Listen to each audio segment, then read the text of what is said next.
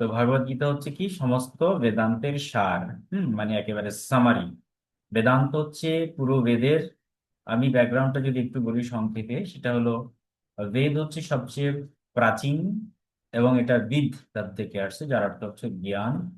বিদ্বান, আমরা যেমন জ্ঞানীকে আমরা বিদ্বান বলি, বিদ্যার থেকে এসছে। তো বিদ মানে হচ্ছে সেই জ্ঞান, জ্ঞানের সংকলন, যেটা হাজার হাজার বছর পূর্বে মনীষীরা এটাকে দর্শন করেছেন, সেই জ্ঞানগুলো তারা পেয়েছেন ধ্যান বলে, যোগ বলে, তাদের সাধন বলে, এবং সেই প্রাপ্ত জ্ঞানগুলোকে তারা মানব সমাজে প্রয়োগ করেছেন বিভিন্ন ক্ষেত্রে। পরিবার, সমাজ, সংস্কার, তখন তো আসলে সমাজ ব্যবস্থা ছিল না, গোত্র, মানে অনেকগুলো গোত্র, বা কি বলে, সিভিলাইজেশন, যাকে আমরা ইতিহাসের পাতায় পড়েছিলাম সভ্যতা, মানে গোষ্ঠীবদ্ধভাবে থাকতো, এবং এক একজন ঋষি প্রতিনিধিত্ব করতো। তখন কোনো সরকার ছিল না, কোনো দেশ ছিল না। হুম। তো বিভিন্নভাবে বিভিন্ন অঞ্চলে গোষ্ঠীবদ্ধভাবে তারা বসবাস করত। তো সেখানে ঋষিদের দ্বারাই পবিত্র সেই জ্ঞানগুলি হচ্ছে বেদ। এবং এই সমস্ত জ্ঞানগুলো কালক্রমে হাজার বছর ধরে মৌখিক পন্থায় বা শ্রৌত পন্থায় পরিচালিত হয়েছিল। গুরু তার শিষ্যদেরকে সেই জ্ঞানগুলো দিয়েছেন, আর শিষ্যরা সেই জ্ঞানগুলো শুনে শুনে মুখস্থ রাখতেন, বা কি বলতেন সেগুলোকে আত্মস্থ করতেন। তখন কোনো রিটেন ফরম্যাট বা লেখার কোনো ফর্ম ছিল না। মৌখিক ভাবেই, মানে বহু বছর, শত শত বছর এভাবে এগিয়ে গেছিল। কিন্তু যখন আমরা জানি, যখন আমাদের বিভিন্ন সভ্যতাগুলো আবিষ্কার হয়, যেমন ধরুন এই যে আমাদের ক্যালিডীয় সভ্যতা, সুমেরিয়ান সভ্যতা, হ্যাঁ, মিশরীয় সভ্যতা, তারপরে আমাদের এই ভারতে রয়েছে আপনার সিন্ধু সভ্যতা, এগুলো মিনিমাম 3-3.5 হাজার বছর পূর্বের কথা বলছি। তো তখন ধীরে ধীরে এই লেখার ফর্ম গুলো, কিউনিফর্ম আবিষ্কার হয়। কিউনিফর্ম হচ্ছে আপনার প্রথম মানে অ্যালফাবেট আর কি। এটা মনে হয় ক্যালিডীয় বা এরকম একটা অঞ্চলে, ইরাকের যেটা ব্যাবিলনীয় সভ্যতায়, ওখানে আবিষ্কার হয়েছিল। ধীরে ধীরে লেখার ফরম্যাট গুলো আস্তে আস্তে আসে। লেখার পরে তারা প্রথম যখন এই অ্যালফাবেট গুলো ধীরে ধীরে আসে, সেগুলো আমরা মাহেশ্বর সূত্র পড়বো। এখানে চতুর্দশ বা 14টা বর্ণ আমরা সেখান থেকে জানবো, মাহেশ্বর সূত্র বা শিবসূত্র নামে এটা পরিচয়, মানে পরিচিত আর কি। সেখানে অর্থাৎ শিব যখন আপনার এই যে ডমরু বাজাচ্ছিল, তখন সেখান থেকে ধ্বনি উৎপন্ন হয়েছিল। সেই ধ্বনিগুলো থেকে মানুষ কালেকশন করেছেন তৎকালীন যারা ঋষিরা ছিলেন। তো এটা অনেক হিস্ট্রি আছে, সেটা আমরা ভিন্ন জগৎ, সেটা আরো অন্য খাতে আলোচনা করব। তবে এটা জেনে নিন যে এই বর্ণগুলো আবিষ্কার হওয়ার পরে ধীরে ধীরে আস্তে আস্তে রিটেন ফরম্যাটটা আসে। কিন্তু তখন যখন লেখার আস্তে আস্তে নিয়মগুলো চালু হয়, তখন এই জ্ঞানগুলো বিশেষ করে আপনার বিভিন্ন তাল পাতাতে, চামড়াতে, গাছের বাকলে, এগুলোতে লিখে লিখে সংরক্ষণ করতো, বা পাথরে মানে এঁকে এঁকে এঁকে এভাবে চর্চা করতো। হুম। তো এগুলো ছিল বহু বছর, হাজারো বছর এভাবে চলছিল। করার পরে আমরা বর্তমানে, তখন তৎকালীন সময়, আজ থেকে বহু বছর আগে, মেবি প্রায় 5,000 বছর পূর্বে, 5-5.5 হাজার বছর পূর্বে, একজন বিখ্যাত ঋষি, তার নাম হচ্ছে কৃষ্ণ দ্বৈপায়ন বেদব্যাস। এই কৃষ্ণ দ্বৈপায়ন ছিল মহাভারতের যুগের একজন ঋষি। তো তিনি এই প্রথম এই ঋষিদের কাছ থেকে এই জ্ঞানগুলোকে উনি কালেকশন করেন। এই সমস্ত জ্ঞানগুলোকে কালেকশন করে তিনি তাদের ক্লাসিফাই করেছেন যে কোন কোন বিষয়ের উপরে কোন কোন মন্ত্রগুলো তৈরি হয়েছে। তো সেই সাবজেক্টিভ ভাবে এটাকে প্রথমে সংহিতা নামে উনি উপস্থাপন করেছেন। প্রথম দিয়েছেন তিনি ঋগ্বেদ সংহিতা। অর্থাৎ এখানে ঋগ বলতে একদম মন্ত্রোচ্চারণ, এখানে জ্ঞান, ব্রহ্মতত্ত্ব এগুলো নিয়ে আলোচনা হয়েছে, অর্থাৎ ঈশ্বর তত্ত্ব নিয়ে, স্রষ্টা নিয়ে আলোচনা হয়েছে। সেগুলো নিয়ে হচ্ছে ঋগ্বেদ। তো যখন যাগযজ্ঞ করা হতো, তখন যাগযজ্ঞের জন্য এটা আলাদাভাবে কিছু মন্ত্র আছে, সেগুলোর জন্য যজুর্বেদ। আবার কিছু কিছু মন্ত্রকে খুব সুন্দর শ্লোকের মানে সুরের মাধ্যমে, গানের সুরের মাধ্যমে গাওয়া হতো, সেগুলোকে উনি সামবেদ নামে নামকরণ করেছেন। আর কিছু কিছু মন্ত্র মানব জীবনে প্রয়োগ করা হয়েছিল মানুষের উপকারের জন্য, যেগুলোকে বলা হচ্ছে অথর্ববেদ। এটা অবশ্য অনেক পরবর্তীতে সৃষ্টি হয়েছে, তিনি লিখেছেন, তিনি লিপিবদ্ধ করেছেন। এই লিপিবদ্ধ করার কারণে সেই মন্ত্র যেগুলো হারিয়ে গেছে সেগুলো তো নেই, যেগুলো পাওয়া গেছে সেগুলো কালেকশনটাই আমরা বর্তমানে দেখতে পাই। সেটাই হচ্ছে বেদ গ্রন্থ। এখন এই বেদ হচ্ছে এত প্রাচীন যে এটা বোঝার সামর্থ্য আর সাধ্য আমাদের নেই। তখন এই বেদ ছিল একদম জ্ঞান কাণ্ড এবং কর্মকাণ্ড দুটো ভাগে ভাগ ছিল। অর্থাৎ সেখানে যেমন জ্ঞানের কথাও রয়েছে, ঠিক এমনি ভাবে পরিবার সংসারে বা দেশের উন্নয়নের জন্য, সমাজের উন্নয়নের জন্য কি কি কাজ করতে হবে, কি কি যাগযজ্ঞাদি করতে হবে, সেগুলোর উল্লেখ রয়েছে। এখন এখান থেকে আবার তিনটা পার্ট হয়ে গেছে: সংহিতা, ব্রাহ্মণ, আরণ্যক। তিনটে পার্ট হয়ে গেছে। তা ব্রাহ্মণ যেগুলো কোনগুলো, যে মন্ত্রগুলো শুধুমাত্র যাগযজ্ঞতে লাগতো সেগুলোকে ব্রাহ্মণ নামকরণ করা হয়েছে। হ্যাঁ, যেমন শতপথ ব্রাহ্মণ, এটা একটা ব্রাহ্মণ ব্রাঞ্চ, ব্রাহ্মণ শাখা বা ব্রাহ্মণ গ্রন্থ। আবার কিছু কিছু আপনার সংহিতা, এটা তো রয়েছে মন্ত্রের, মানে মন্ত্রের কালেকশন: সংহিতা, ব্রাহ্মণ, আরণ্যক এবং আরেকটা হচ্ছে উপনিষদ। তো এই যে আরণ্যক হচ্ছে কি, বা তখন তৎকালীন সময়ে কিছু কিছু আবার জ্ঞান চর্চাকারীরা ভেবেছিল যে আমরা অত যাগযজ্ঞ করবো না, আমরা শুধুমাত্র ঈশ্বরের চিন্তা করব, পরমেশ্বরের ব্রহ্মের চিন্তা করব। এই জ্ঞানগুলোকে নিয়ে কালেকশন করে আলাদাভাবে সেপারেট করা হয়েছে।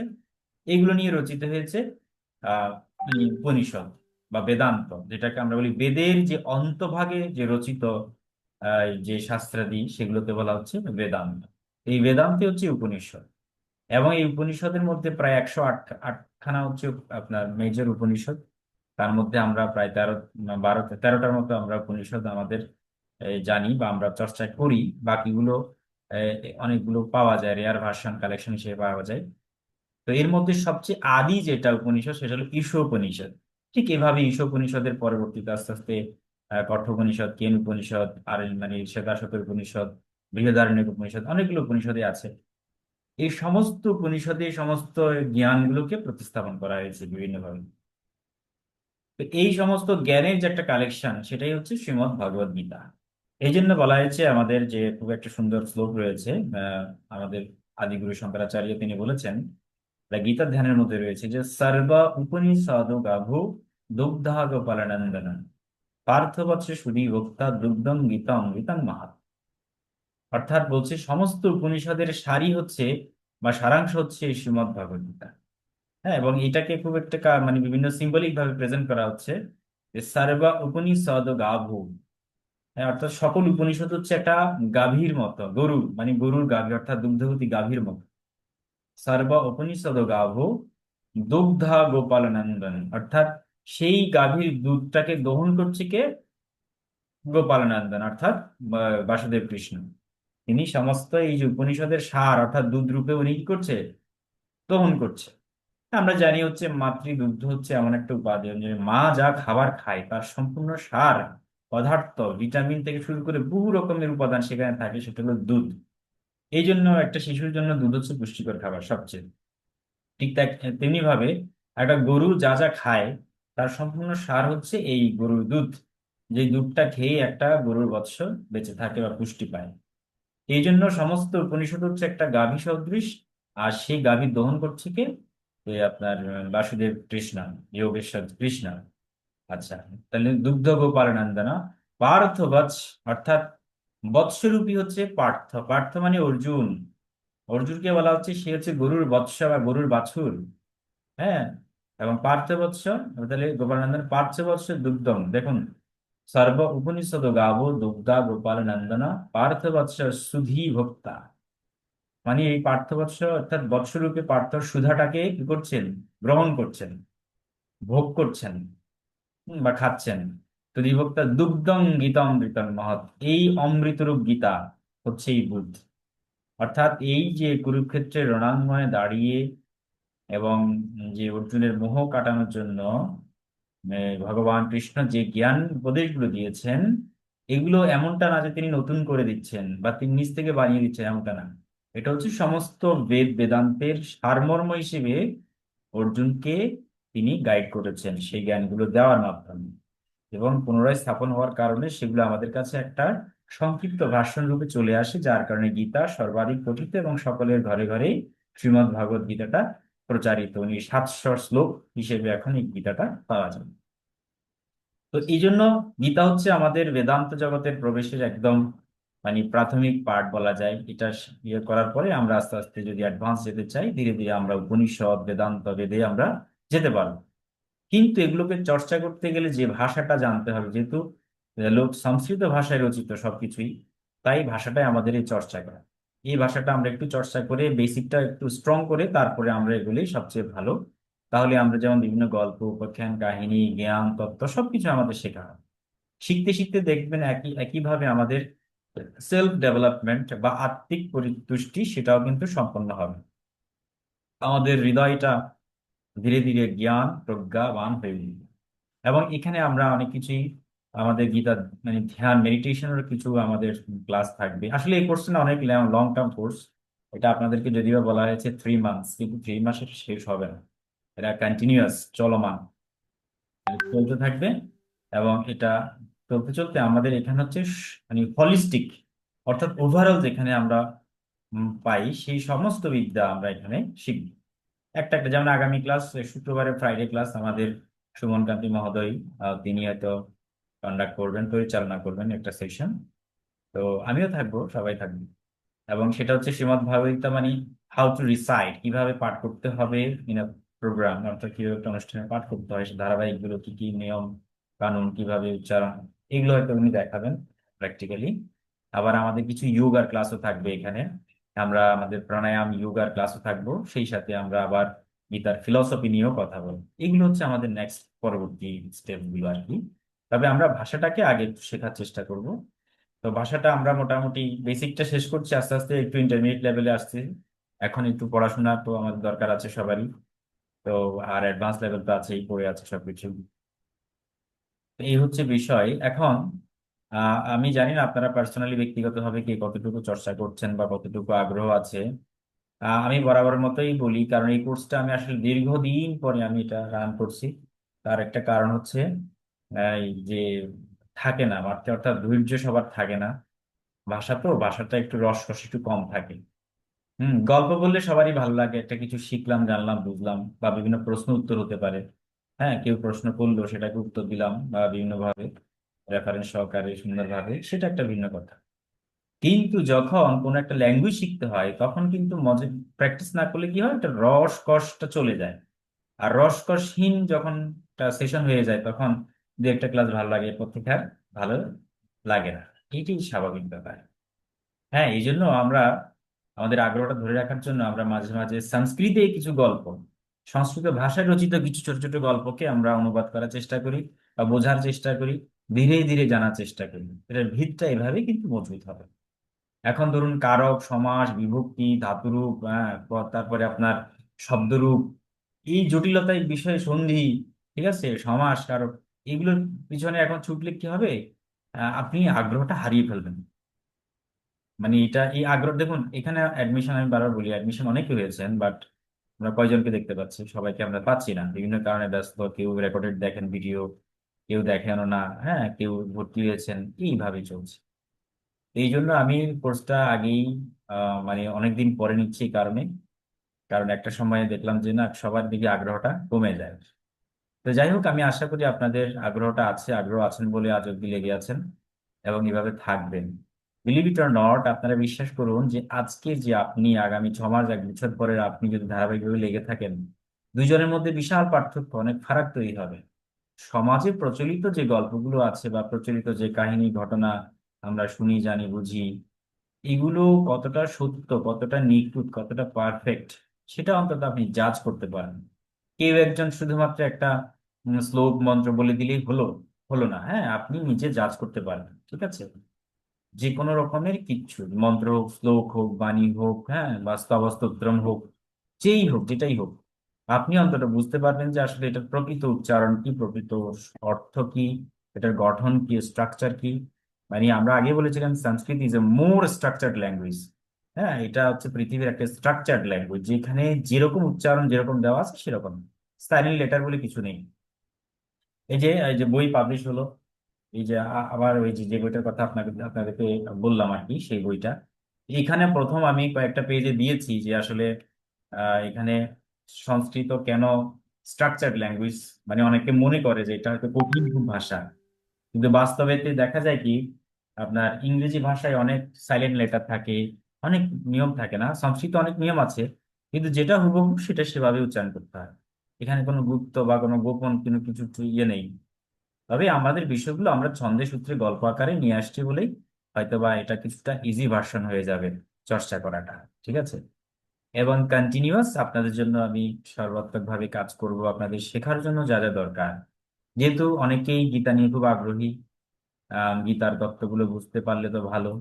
তাহলে কিছুটা আধ্যাত্মিক বিষয়, আধ্যাত্মিকতা আসলে একটু সম্পূর্ণ ভিন্ন ব্যাপার। আধ্যাত্মিক আর এমনিতে একটা শাস্ত্র পড়ে, ধরেন আপনি একটা গ্রন্থ পড়লেন, একটা একটা কিতাব পড়লেন, বই পড়লেন, ধরুন আপনি বৌদ্ধ ধর্মের ত্রিপিটক পড়লেন, ঠিক আছে, আপনি বাইবেল পড়লেন, আপনি আল কোরআন পড়লেন, ঠিক আছে, আপনি বেদ পড়লেন।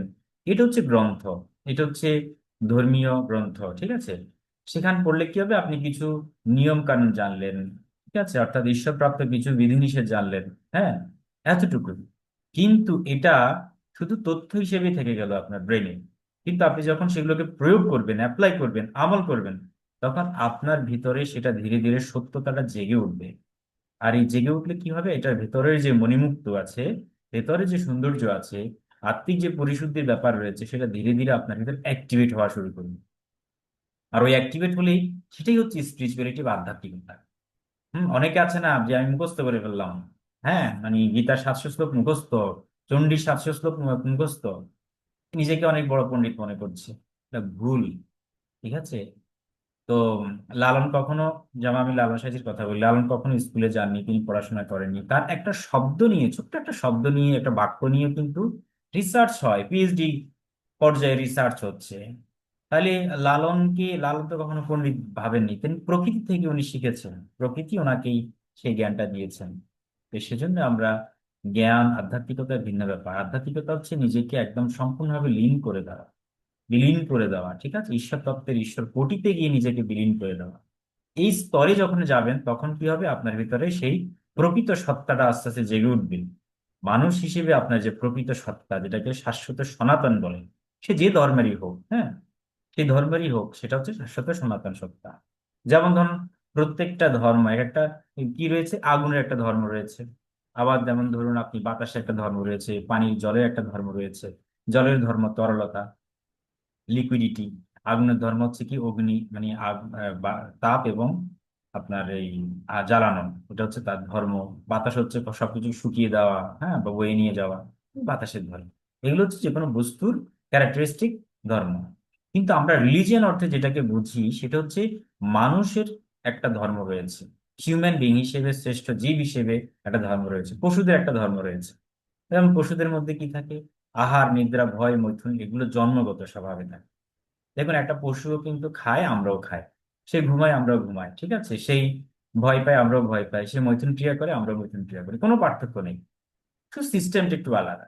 পশুরা মৈথুন ক্রিয়া করে রাস্তাঘাটে ওপেনলি, আর আমরা মৈথুন ক্রিয়া করি একেবারে বাসায়, বা মানে বলে যে গুরুজি বলতেন, 5 তলায়, ঠিক আছে, হোটেলে বা উপরে, যাই হোক। এটাই হচ্ছে, জাস্ট প্লেসমেন্টটা আলাদা, বাট অ্যাক্টিভিটিটা সেম। অর্থাৎ আমরাও সেগুলো করি। তাহলে এগুলো হচ্ছে আমাদের বেসিক ক্যারেক্টারিস্টিক্স, যে একটা জীব হিসেবে যা যা করতে হয়।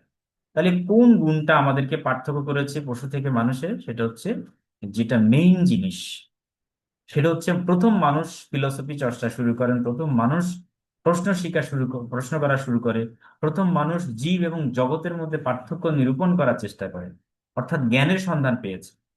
আর এই কারণে মানুষ পশু থেকে একটু আলাদা। এটি হচ্ছে মানুষের শাশ্বত সনাতন ধর্ম। হ্যাঁ, অর্থাৎ প্রত্যেকটা মানুষের মধ্যে যেই মানে যে বিলিভ বা যেই সত্তাটা রয়েছে, সেটা হলো আসল। এবার এক এক কালচারে, এক এক ফর্মুলা, এক এক মেথডে, এক এক ওয়েতে ওগুলো প্র্যাকটিস করা হয়। সেটা হচ্ছে আলাদা বিভিন্ন রকমের সিস্টেম, যে ধর্মগুলো এখন বর্তমানে এক্সিস্ট করছে সারা ওয়ার্ল্ডে, সে হচ্ছে বিভিন্ন ওয়েজ। ওকে। কিন্তু মূল সত্য হচ্ছে যে, মানে যেটা আমরা স্রষ্টা বলি, বা একমেবা দ্বিতীয়তম, অর্থাৎ তিনি এক এবং অদ্বিতীয়, দ্বিতীয় কেউ নেই, এটা সকল ধর্মে মানে। সেই তাকে পাওয়ার বা তার কাছে যাওয়ার, তার করুণার জন্য যে পদ্ধতি, যে ওয়েজ গুলো আছে, সেটা ভিন্ন ভিন্ন হতে পারে। কারণ আপনি একটা জায়গায় যাবেন, সেটা যাওয়ার অনেক রাস্তা থাকতে পারে, ঠিক আছে। এখন কিন্তু যেই জায়গাটাতে যাবেন, সেটা হচ্ছে সেম সবার জন্য, ফিক্সড।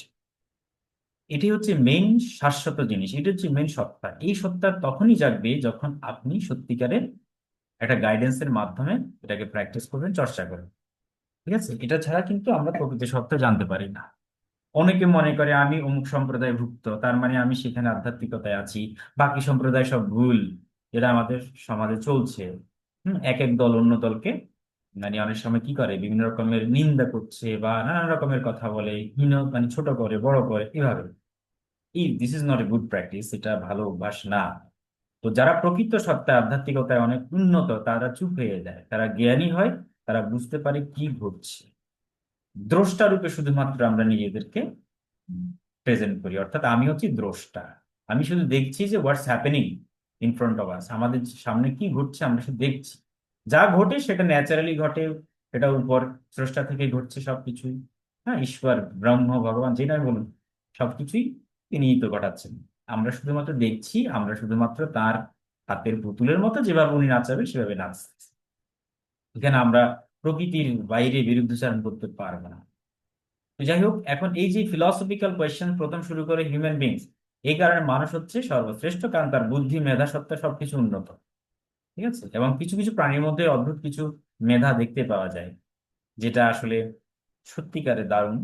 ওকে, যেমন ধরুন ময়না পাখি আমাদের বাড়িতে আছে। তো ময়না পাখি একটা শব্দ করছে, সেই শব্দটা যদি হয় কোনো ডিভাইন ওয়ার্ড, ঠিক আছে, হতে পারে ঈশ্বরের কোনো নাম, হতে পারে ব্রহ্মের কোনো নাম, হতে পারে আল্লাহ যে 99 নেমস রয়েছে, খুব স্যাক্রেড নেমস, সেটা যে কোনো একটা নাম বা শব্দ যখন তাকে শেখাবেন, সেটা বললো, বলতে বলতে কি হবে, তার মধ্যে একটা এই ভাইব্রেশনটা, ফ্রিকোয়েন্সিটা তার ভিতরে ভিতরে পরিবর্তন আসবে।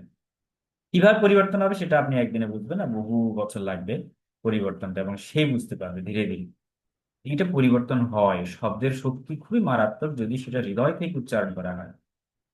তো এই হৃদয় থেকে আমরা উচ্চারণের প্রক্রিয়ার জন্যই আমাদেরকে প্রত্যেকটা শব্দের প্লেসমেন্টটা আমরা শিখতে হচ্ছে। আর আমরা এই রাজযোগ মেডিটেশনটা করাবো, সেটার মাধ্যমে আপনি অনেক অনেক আনন্দ পাবেন, আপনার অনেক প্রবলেম সলভ হয়ে যায় বাস্তব জীবনে। হ্যাঁ, আমরা আমাদের হোলিস্টিক ট্রিটমেন্টও করে থাকি, অনেক কিছুই যে কোনো রকমের হিলিং প্রসেস আমরা করি। তো যাই হোক, সেটার ক্ষেত্রে আমরা সাউন্ড থেরাপি, যেটা খুব ইম্পর্টেন্ট, সেটা খুব গুরুত্বপূর্ণ। এটা আমাদেরকে ফ্রিকোয়েন্সি লেভেলটাকে উন্নত করতে সাহায্য করবে। ওকে, যাই হোক, অনেক কথা হয়ে গেল, আমরা আমাদের পাঠে চলে যাই। এবার কারো কোয়েশ্চেন্স থাকলে বলুন। আছে?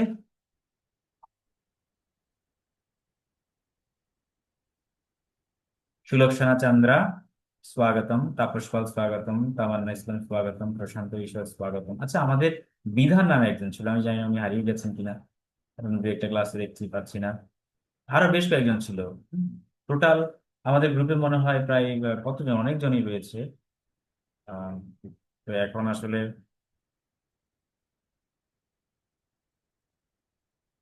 কেন পাচ্ছি না আমি ঠিক জানি না। যাই হোক, তো আমরা আমাদের এবার শেয়ারিং এ চলে যাই।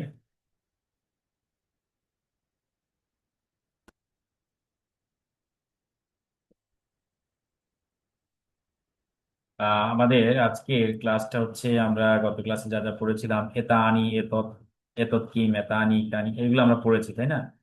আমরা আজকের ঠিক তারপর থেকে আমরা পড়ছি আজকের যেটা অদ্যতন বিষয়, আজকের যেটা বিষয় সেটা হলো ভবান। আমরা ভবান দিয়ে শুরু করছি। হ্যাঁ, ভবান, এটা আমরা জানি, ভবান মানে হচ্ছে তুমি বা তোমরা বা আপনি। আপনি অর্থে আমরা ভবানকে ব্যবহার করি পুংলিঙ্গের ক্ষেত্রে, আর স্ত্রীলিঙ্গের ক্ষেত্রে আমরা ভবতী ব্যবহার করে থাকি। এটা আমরা জানি সবাই, অলরেডি এটা পড়ানো হয়েছে, তারপরও না বুঝলে প্রশ্ন করবেন। কিশোর আজকে জয়েন করেনি। ওকে, তো ভবান ভবন্তী আছে। এখন এই যে ভবান ভবতীটা আমরা পড়েছি, যার অর্থ হচ্ছে আপনি, এবং নারী এবং পুরুষের ক্ষেত্রে বলা হচ্ছে। তো এটার বহু, এটা তো এক বচন। হ্যাঁ, এটা হচ্ছে সম্পূর্ণভাবে এক বচন। এক বচন, আমি একটু পরে আপনার ওই যে সংখ্যা তত্ত্বে আসবো, সংখ্যা পড়াবো। এক বচন, এটা এখন এটার বহু বচন রূপ কি? যদি আপনি বলেন যে আপনারা বা অনেকে, বহু বচনে কিন্তু একটা রূপ রয়েছে। সেই বহু বচন রূপটা কি, সেটাই আমরা এবার দেখব। যেমন এখন ভবান ভবতী আমরা পড়লাম, বহু বচনে গিয়ে সেটি হয়ে যায় ভবন্তু। ঠিক আছে, বহু বচনে সেটা রূপ হয়ে গিয়ে কি হবে? ভবন্ত, ভবন্ত। ঠিক আছে, তাহলে ভবন্ত মানে হচ্ছে কি, যার বাংলা অর্থ হচ্ছে তোমরা। আমরা ভব শব্দ ব্যবহার করবো, ভবন্ত হচ্ছে তোমরা। তাহলে ভবান মানে হচ্ছে এক বচন, আর এটা বহু বচনে ভবন্ত। ঠিক আছে, এটা পুরুষের ক্ষেত্রে। আর নারীদের ক্ষেত্রে আমরা ভবতীর পুংলিঙ্গ কি বলবো? ভবত্যেহা। ঠিক আছে, তাহলে ভবত্যেহা মানে হচ্ছে কি, তোমরা। এটা স্ত্রী, আমি স্ত্রী লিখে দিচ্ছি স্ত্রীর ক্ষেত্রে, তাহলে স্ত্রী ক্ষেত্রে ভবত্যেহা হবে। বাংলা অর্থ একই, তোমরা বুঝাবে, এটাও তোমরা, এ ভবত্যা মানে তোমরা। তো আমরা এবার একটু প্র্যাকটিসের কিছু বাক্য লিখি, সেই প্র্যাকটিসের বাক্যগুলো যেমন তোমরা বালক, তাহলে কি হবে? ভবান বালকঃ। এখানে কয়জন বালক বোঝাচ্ছে? একজন বালক বোঝাচ্ছে, মানে তুমি বালক, ঠিক আছে। এটার বাংলা অর্থ কি হবে তাহলে? তুমি বালক বা তুমি একজন বালক, সেম কথা, একই কথা। তুমি বালক অথবা তুমি একজন বালক। কিন্তু আমরা যখন বলবো যে তোমরা বালকেরা, ঠিক আছে, তখন বলতে হবে ভবন্তঃ, ঠিক আছে, ভবন্তঃ, ভবন্তঃ বালকঃ, ভবন্তঃ বালকঃ। মানে যার বাংলা অর্থ হবে কি, যে তোমরা বালক, বালকেরা, ভবন্তঃ বালকঃ। ও, এখানে বানান ভুল লেগেছে, আচ্ছা, বালকাহ হয়ে যাবে, ভবন্তঃ বালকাহ। বালকার বহুবচন তো বালকাহ, ঠিক আছে। তাহলে ভবন্তঃ বালকাহ মানে তোমরা বালকেরা। তো এইভাবে আমরা, এটা হলো পুংলিঙ্গের ক্ষেত্রে বা পুরুষের ক্ষেত্রে আমরা এমনটাই ব্যবহার করব। আর নারীবাচকের ক্ষেত্রে আমরা কি ব্যবহার করব? নারীবাচকের ক্ষেত্রে আমরা, যেমন উদাহরণ হচ্ছে ভবতী বালিকা, এটা একবচন মানে তুমি বালিকা। কিন্তু যখন বলো তোমরা বালিকারা, তখন বলতে হবে কি? ভবত্যাহা, হুম, বালিকায়াহা, ঠিক আছে, বা বালিকায়াহা, ওকে। তাহলে ভবত্যাহা বালিকায়াহা, এটার বাংলা কি? এটার বাংলা হচ্ছে তুমি একজন বালিকা, মানে তুমি বালিকা। এখানে বালিকা বলতে একজন বালিকা বোঝাবে, আর এখানে হবে তোমরা বালিকারা। তাহলে বালিকা যদি একের অধিক বা দুইয়ের অধিক বিশেষ করে যদি হয়ে যায়, তখন বলতে হবে কি? ভবত্যাহা বালিকায়াহা, ভবত্যাহা বালিকায়াহা। আর ভবতী বালিকা মানে হচ্ছে তুমি বালিকা, ওকে। তাহলে একইভাবে আমরা অহম মানে কি? অহম, আমরা এটা তো গেল আমাদের মধ্যম পুরুষের ক্ষেত্রে আমরা এভাবে ব্যবহার করব। এবার অহম মানে কি? অহম মানে হচ্ছে আমি একজন। আর আমরা বোঝাতে কি বুঝবে? আমরা বয়ম, বয়ম মানে হচ্ছে আমরা অনেক ব্যক্তি, তাই না? আমি আমরা আর কি, আমি হচ্ছে অহম আর বয়ম হচ্ছে কি আমরা। তবে বয়মটা আমরা মেল ফিমেলের সেম ক্ষেত্রে, অর্থাৎ দুইজনের ক্ষেত্রে আমরা একই রকম, অর্থাৎ পুং প্লাস মানে স্ত্রী, আমি দুটো লিখে দিচ্ছি, দুই ক্ষেত্রে আমরা বয়ম শব্দের প্রয়োগ করব। এখানে কোনো আলাদা রূপ রূপ নেই। বয়ম মানে আমরা, সেটা স্ত্রী হোক আর পুরুষ হোক। অহম মানে হচ্ছে আমি। তাহলে আমি তামান্না, অহম তামান্না, ঠিক আছে। আমরা মানে আমরা শিক্ষার্থী, তাহলে কি আমরা ছাত্র, তাহলে কি বলতে হবে? বয়ম ছাত্রা, আমরা সবাই ছাত্র বা শিক্ষার্থী, ঠিক আছে। বা বিদ্যার্থী, আমরা বিদ্যার্থী মানে তো ইয়ে, এটাকে আমরা ইয়ে করব, ঠিক আছে। দীর্ঘ ইকারান্ত থাকলে আমরা কিভাবে ইউজ করি? যেমন ধরুন অহম গৃহিণী, আমরা একটা এক্সাম্পল দিই। অহম গৃহিণী মানে আমি গৃহিণী, তাই না? এটা হচ্ছে এক বচন। আর যখন বলবো যে আমরা গৃহিণীরা বা আমরা অনেক গৃহিণী, তাহলে বলতে হবে কি? বয়ম গৃহিণ্যঃ, ঠিক আছে, গৃহিণ্যঃ, বয়ম গৃহিণ্যঃ। গৃহিণ্য হচ্ছে যে গৃহিণী শব্দের বহুবচন রূপ হচ্ছে গৃহিণ্যঃ। আমরা যেরকম দেবী পড়েছিলাম, দেবী দেব্যঃ, হ্যাঁ, এগুলো কিন্তু মাথায় রাখতে হবে, ঠিক আছে। আচ্ছা, তাহলে ভবতী, যেমন একটা এক্সাম্পল বলি, আমরা এই যে ভবতীর ক্ষেত্রে আমরা এটা বলতে পারবো ভবতী দেবী আর ভবত্যাহা দেব্যাহা, ওকে, একইভাবে। তাহলে অহম দেবী, আমি দেবী, আর বয়ম দেব্যাহা, আমরা দেবীরা, ঠিক আছে। এইভাবে আমরা অহমের বহুবচন হচ্ছে বয়ম। অহম গৃহিণী, বয়ম গৃহিণ্যঃ। তাহলে বয়ম যেহেতু প্লুরাল বা বহুবচন, তাহলে গৃহিণী অর্থাৎ পরবর্তী শব্দটাও কি হয়? বহুবচন রূপ হয়ে যায়। এই জন্য আপনাদেরকে আকার ইকার উকারান্ত শব্দের একবচন বহুবচন রূপটাকে একদম মুখস্থ করে ফেলতে হবে। বহুবচন রূপ কি কি হয়, ঠিক আছে। তো আমরা এরকম এগুলো আমরা অনেক আগে প্র্যাকটিস করেছি, যে আপনার কি কি হবে। ভগিনী ভগিন্যঃ, ঠিক আছে, মানে বোন এবং বোনেরা, ওকে। ভগিনী কি হবে? ভগিন্যঃ। দেবী দেব্যঃ, ঠিক আছে, ওকে। এভাবেই কারান্ত শব্দের বহুবচন রূপ আমরা এমনটাই পড়েছি। যদি আবার না জায়গা থাকে তাহলে আবার দেখে নেবেন। জননী জনন্যঃ, ঠিক আছে। তাহলে যেমন ধরেন নদী নৈদ্যঃ, নগরী নগর্যঃ, তন্ত্রী তন্ত্রঃ, তো দ্রোণী দ্রৈণ্যঃ এগুলো আমরা আগে পড়িয়েছি, আবারও একটু কথা প্রসঙ্গে বলে দিলাম। তাহলে এইভাবেই আমরা চর্চাটা করব। অহম গৃহিণী বয়ম গৃহিণ্যঃ। তাহলে আমরা আরো কিছু প্র্যাকটিস করি, আর একটু শব্দগুলি, যেমন অহম যুবকঃ। অহম যুবকঃ মানে হচ্ছে কি আমি একজন যুবক। ঠিক আছে, আমি একজন যুবক। অহম যুবকঃ মানে হচ্ছে আমি একজন যুবক। সুলক্ষণা চন্দ্র চলে গেছে না, আচ্ছা। আমি যুবক, তাহলে আমরা আমরা যুবক কি হবে তাহলে? বয়ম। বয়ম, যেহেতু যুবক শব্দ অকারান্ত শব্দ, অর্থাৎ শেষে কি রয়েছে? অকারান্ত রয়েছে। যুবক, যুবক, তাহলে অকারান্তের বহুবচন রূপ কি? যুবকা। ঠিক আছে, যুবকাহা। যেমন নরহ নরাহা, বালকাহ বালকাহা, এভাবে। তাহলে বয়ম যুবকাহা, যার বাংলা অর্থ হলো কি হবে তাহলে? আমরা যুবকেরা। ঠিক আছে, বা আমরা যুবকেরা। অহম বালিকা বয়ম বালিকায়াহা, এভাবে বলতে হবে। অহম গৃহিণী বয়ম গৃহিণ্যাহ। ঠিক আছে, তাহলে এভাবে আমরা একবচন বহুবচনের বাক্যগুলো তৈরি করতে পারলাম। কারো কোনো প্রশ্ন আছে কিনা বলুন?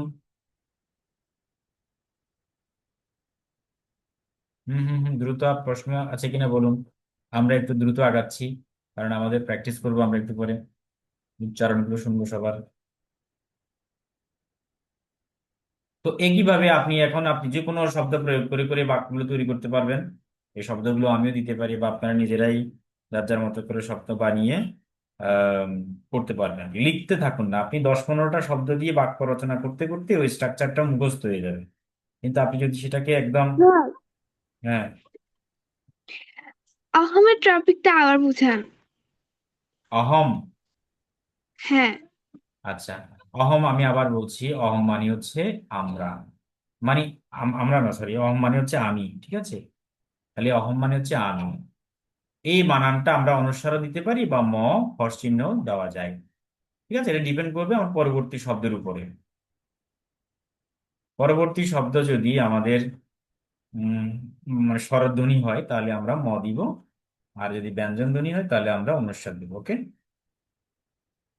মনে থাকতে হবে এটা। তাহলে আমরা অনুস্বার হবে নাকি হবে, এটা ডিপেন্ড করবে কিসের উপর? পরবর্তী শব্দের উপর। পরবর্তী শব্দটি যদি স্বরধ্বনি যুক্ত থাকে তাহলে হবে, আর যদি ব্যঞ্জন ধ্বনি হয় তাহলে অনুস্বার হবে। তো যাই হোক, এখন আমরা, যেমন অহম মানে হচ্ছে কি আমি। আমি বলতে আমি এখানে এক বচন বোঝাচ্ছে, সিঙ্গুলার বোঝাচ্ছে। আর যখন আমরা বুঝাবো, আমরা বলতে আমরা দুইজন হতে পারি, একাধিক হতে পারি। এখানে আমরা দুইয়ের অধিক বুঝাবো। ঠিক আছে, দুইজন না, আমরা দুইয়ের অধিক বুঝাবো। তখন আমরা আহমের পরিবর্তে শব্দর চেঞ্জ হয়ে যাবে, বহুবচন রূপ আলাদা। সংস্কৃত ভাষার কিন্তু একবচন বহুবচন দ্বিবচন অনেক আলাদা আলাদা রূপ হয়। তো আমরা দ্বিবচনটা পড়ছি না, আমরা বহুবচনটাই পড়ছি। তো বহুবচনে অহমের বহুবচন কি হয়ে যাবে? বয়ম হয়ে যাবে। কেমন? বয়ম। বয়ম মানে হচ্ছে আমরা। ওকে, তাহলে আমি, ধরো তুমি বলছো আমি বালিকা, তাহলে অহম বালিকা। আর আমরা বালিকারা, তখন বলতে হবে বয়ম বালিকায় আহা। এই যে আমি আমি লিখেছি বালিকায় আহা শব্দটা, এখানে লিখেছি, এটা বহুবচন রূপ। বালিকায় আহা, অর্থাৎ বিসর্গ দিতে হবে সবসময়, অন্তস্থ আকার বিসর্গ দিতে হয় বালিকায় আহা। অর্থাৎ বালিকায়া, আর বিসর্গ উচ্চারণটা হা হবে। কেমন? যেহেতু এখানে অন্তস্থির শেষে আকার যুক্ত রয়েছে, তাই হয়ের উচ্চারণটা এরকমই হবে। বললাম এরকম হি, এরকম যদি থাকতো তাহলে হি, অর্থাৎ আমরা হি কি বলতাম। ওকে, মানে বিসর্গের উচ্চারণটা সেই রকমই হবে শেষের শব্দের, মানে শেষের ইয়ের উপর। কারের উপর, সেটা কি ইকার আকার নাকি উকার, তার উপর ডিপেন্ড করবে হয়ের উচ্চারণটা। যেমন ধরো মধু, এরকম দীর্ঘ শব্দটা মধুর পরে বিসর্গ হয়ে গেল, তখন আমরা কি বলবো? মধু বলবো না, কিন্তু আমাদেরকে বলতে হবে মধু হু। ঠিক আছে, মধু হু বলতে হবে, হ্যাঁ। ধরো এরকম বলছে ননি, লাস্টে দীর্ঘইকার রয়েছে, ননি বিসর্গ, তাহলে কি ননি বলবো নাকি ননি হি বলবো? ননি হি। ঠিক আছে, আমি আবার বলছি, বিসর্গের উচ্চারণটা আমাদের ডিপেন্ড করবে। আমরা হয়ের মতো উচ্চারণ করি সেটা ঠিক আছে, কিন্তু হটা কি, আকারটা কিরকম হবে, এটা লাস্টের, অর্থাৎ বিসর্গের আগের যেটা আছে ওই শব্দের উপরে ডিপেন্ড করবে।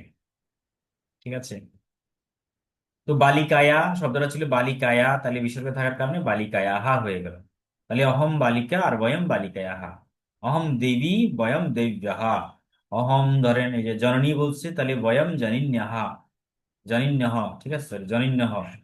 আর দেব্য এভাবে অহম, অহম নদী, ধরুন আমি নদী, অহম নদী, ঠিক আছে, কিন্তু আমরা নদীরা তখন বলতে হবে বয়ম নৈদ্যহ, বয়ম নৈদ্যহ।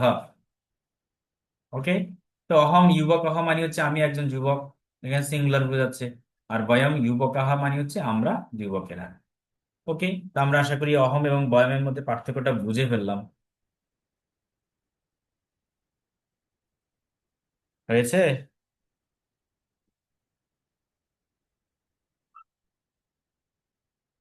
রেসপন্স করার চেষ্টা করবো আমরা, ঠিক আছে, যার যার জায়গা থেকে একটু রেসপন্স করার চেষ্টা করবো। গেল। এরপরে আমরা দেখবো অস্তি মানে কি। অস্তি মানে হচ্ছে আছে। আর এটার বহুবচন কি হবে? অস্তিতে আছে বলতে একজন আছে, মানে সিঙ্গুলার ফর্মটা। বহুবচনে হয়ে যায় সন্তি, এটা আরেকদিনও বলেছিলাম, সন্তি হয়ে যায়। সন্তি মানে হচ্ছে বহুবচন। তাহলে আমরা যদি বালকা হয় অস্তি, মানে বালকা অস্তি মানে কি বালকটি আছে। বালকহ অস্তি মানে বালকটি আছে, এটা এক বচন, কেমন? আর এটা বহুবচন কি হয়ে যাবে? বালকাহা, এটা বহুবচন রূপ। তখন কিন্তু অস্তি বলা যাবে না, তখন বলতে হবে সন্তি, বালকাহা সন্তি। যেমন এখানে বহবহ বালকাহা, অত্র বহবহ বালকাহা সন্তি, এখানে অনেক বালক রয়েছে। অথবা বহবহ পঞ্চা বালকাহা সন্তি, এখানে পাঁচজন বালক রয়েছে। সেক্ষেত্রে আমরা পঞ্চাটাকে যেন প্লুরাল করছি, বালকাটাকে প্লুরাল করছি, সন্তিটাকে প্লুরাল করছি। অর্থাৎ ওই বাক্যের প্রত্যেকটা পদে কিন্তু কি হয়ে যাবে? প্লুরাল হয়ে যাবে বা বহুবচন হয়ে যাবে। ওকে। এটাই হচ্ছে সংস্কৃতের নিয়ম, সংস্কৃতে এটাই খুব ইম্পর্টেন্ট। বালক হাসান্তি মানে অনেক বালক। তো আমরা মেল ফিমেল সবকিছুর ক্ষেত্রে আমরা সন্তি শব্দটাই যোগ করব, সেটা বালকা হোক, বালিকায়া হোক। বালিকায়া, যেমন বালিকাদের ক্ষেত্রে আমরা কি বলবো? একটি বালিকা মানে কি? বালিকা, বালিকা অস্তি, তাই না? একজন বালিকা আছে, তো এটা বহুবচন কি হবে? বালিকায়া সন্তি। ওকে। জননী অস্তি, ধরেন কথার কথা একটা বললাম, জননী অস্তি মানে জননী আছে, আমার মা আছেন ধরলাম। তাহলে এটার বহুবচন কি হবে? জনন্যা হতে না, জনন্যা সন্তি হয়ে যাবে। তাহলে অনেক জননী, এই কারণে সন্তি হয়ে গেল। হ্যাঁ, এটা পুরুষবাচক হোক, নারীবাচক হোক, আকারান্ত, ইকারান্ত, উকারান্ত, যেই শব্দই হোক, সব সময় সন্তি শব্দ প্রয়োগ করবো বহুবচনের ক্ষেত্রে। বোঝা গেল এটা?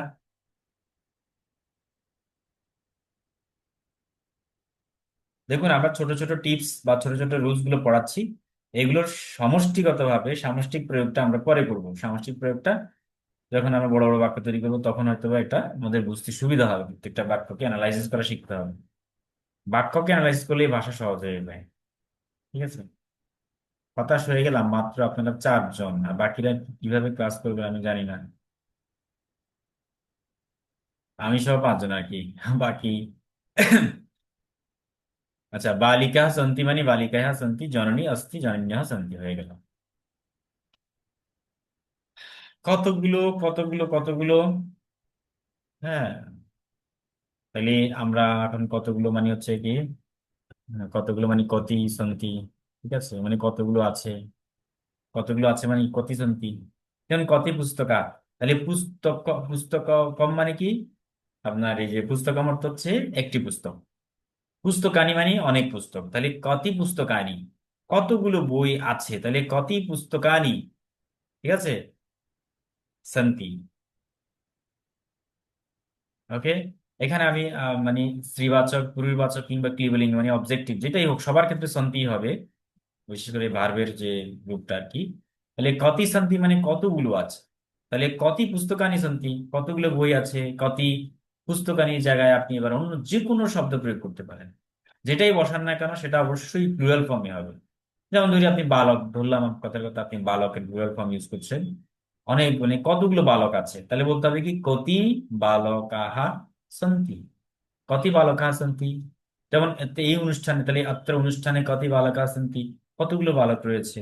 তাহলে আপনি বলতে পারেন অত্র অনুষ্ঠানে আপনার ধরেন শতম, হ্যাঁ, একশত বালক রয়েছে, তাহলে শতম বালকাহা সন্তি, ঠিক আছে, একশতই বালক রয়েছে। 50, 60, 10 সংখ্যা তো অবশ্যই আমরা এখন করবো, এই সংখ্যা বসিয়ে দিলে হয়ে গেল। তাহলে কাতি সন্তি মানে এটা বাংলা অর্থে কি হলো, কতগুলো আছে, এটা বাংলা অর্থ হচ্ছে কতগুলো আছে। তাহলে আমরা যেমন ধরুন 5 জন বালক আছে, উত্তরে কি বলবো, 5 জন, 5 জনকে আমরা কি বলবো, পঞ্চ। ঠিক আছে, পঞ্চ বালকাহা সন্তি হয়ে যাবে। ঠিক আছে, পঞ্চ বালকা সন্তি। তাহলে কতি বালকা সন্তি, এটার প্রশ্ন কি হবে, এটার প্রশ্ন হবে কতি বালকা সন্তি, উত্তর হলো পঞ্চ বালকা সন্তি।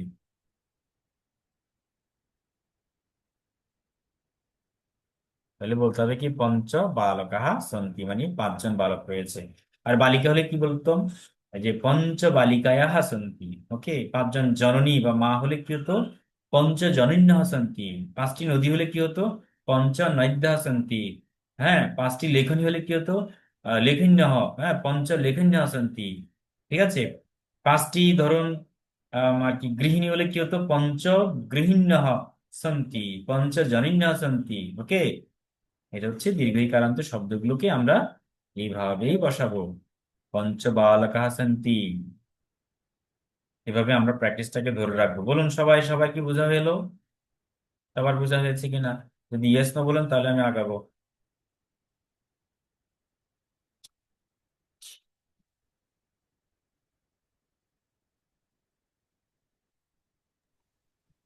হুম হুম হুম। হ্যাঁ, প্রশান্ত বিশ্বাস, বলুন।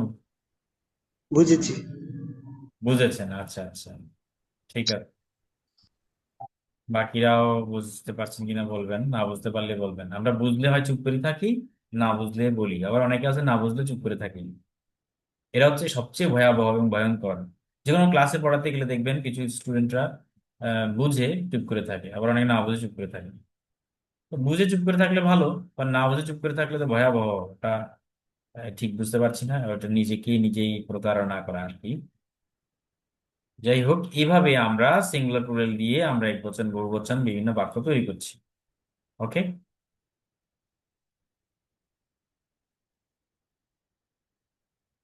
যাই হোক, এটা নোটস পাবেন। নোট তো আমি দিচ্ছি, বা নোট গুলো পড়াটাই হলো আসলে আর কি, নোটস পাওয়াটা বড় থাকে না।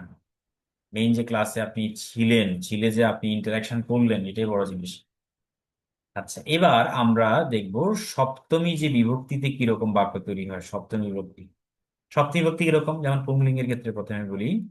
সপ্তমীটা হয় আমরা জানি যে কোনো একটা স্থান বোঝালে, হুম, ওটা যে কোনো স্থান, পাত্র, ঠিক আছে, কখন কোথায় কিভাবে, এই সকল ক্ষেত্রে আমরা সপ্তমীকে ব্যবহার করি। যেমন আপনাকে বলবো কুত্রে বসতি, বাবা মানে বাবা বাবান কুত্রে বসতি, আপনি কোথায় বাস করেন, তো আপনি বলেন আপনি ঢাকা নগরে বসতি। তাহলে ঢাকা নগরে মানে ঢাকা নগরে, গ্রামে বলতে গ্রামে, বাসায়, যে কোনো জায়গায়, দোকানে, আপনি, এই যে এটাকে বলে সপ্তমী বিভক্তি। তাহলে সপ্তমী বিভক্তি মানে হচ্ছে কি, কোনো জায়গাকে ইন্ডিকেট করবে। ঠিক আছে, আচ্ছা, এবার উদাহরণ দিচ্ছি। সবসময় এ এ বিভক্তি যোগ হবে, কেমন, সবসময় এ বিভক্তিটা যোগ হয়।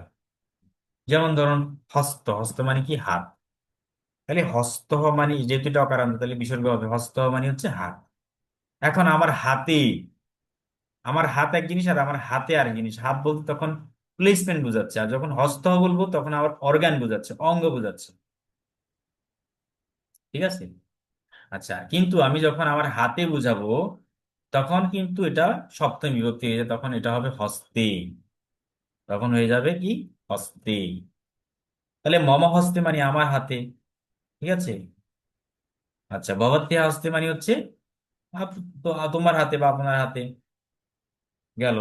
তাহলে হস্ত হচ্ছে এক বচন, আর হস্তে মানে হচ্ছে এক বচনই সবকিছু, এবং সেটা বিশেষ করে সপ্তমী বিভক্তিটা হয় আর কি। তাহলে বলুন গ্রাম মানে হচ্ছে কি, গ্রাম।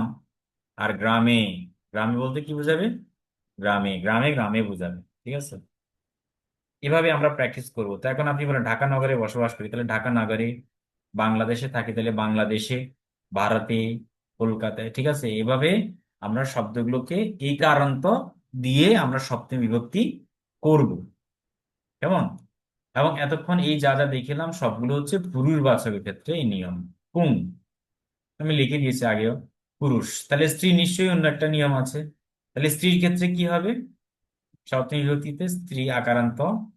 যেমন আকারান্ত শব্দের ক্ষেত্রে আমরা যেভাবে আমরা অভ্যাস করবো সেটা আমি একটা এক্সাম্পল দিয়ে বুঝাই দিই। যেমন ধরেন পেটিকা, আমি বাক্স আর কি, পেটিকা, ধরেন এটা দিলাম পেটিকা।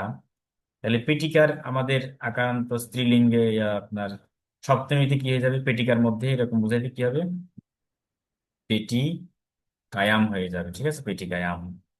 তাহলে বলেন তো আপনার কপাটিকা, কপাটিকার কি হবে, কপাটিকায়াম। ওকে, তো এভাবে আমরা এগুলোকে প্র্যাকটিস করবো, এটাকে বলে সুপ বিভক্তি, আমরা 21টা চর্চা করব, ঠিক আছে।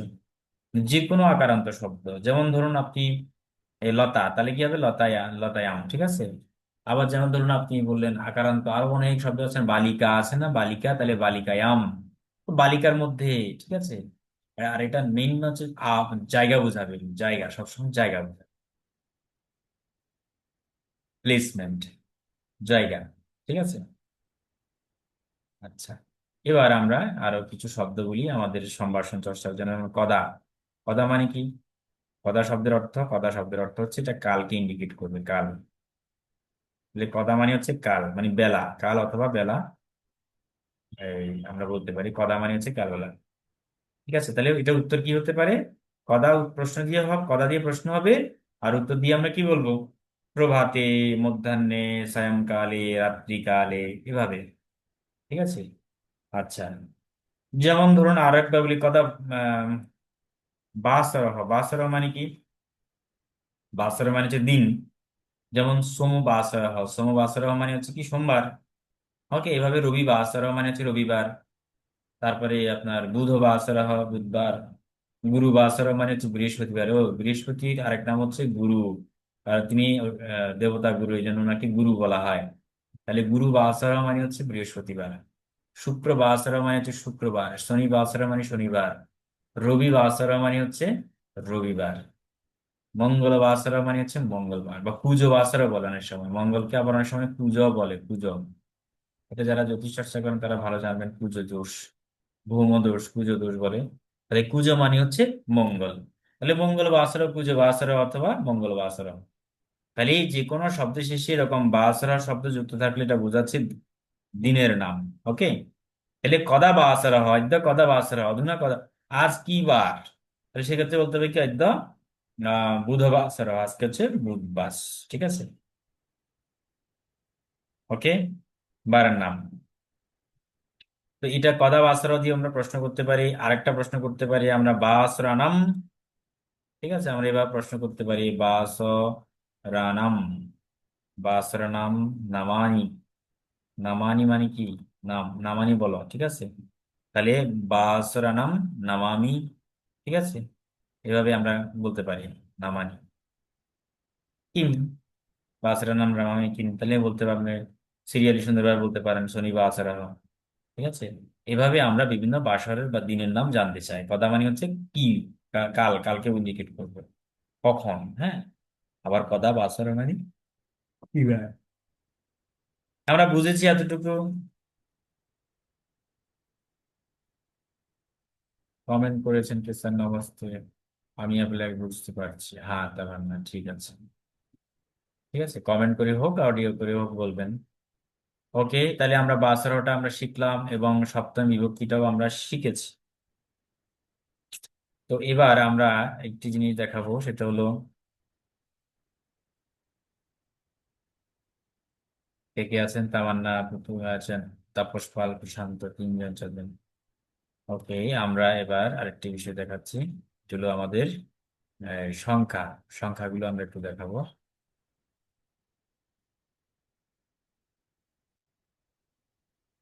ওই যে হারিয়ে গেল।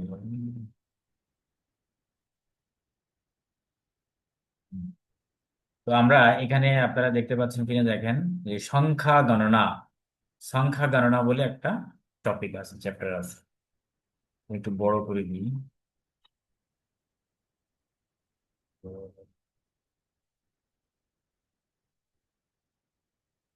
আচ্ছা, এই যে সংখ্যা গণনা, সংখ্যা বলতে এই দেবনাগরীতে বা সংস্কৃতে আমরা কিভাবে সংখ্যাগুলোকে লিখবো বা চর্চা করব, সেটা আমরা একটু দেখে নিই। এটার জন্য একটু জুম করে নিলাম, জুম করে এবার একটু দেখানোর চেষ্টা করছি, বেশি জুম হয়ে গেল।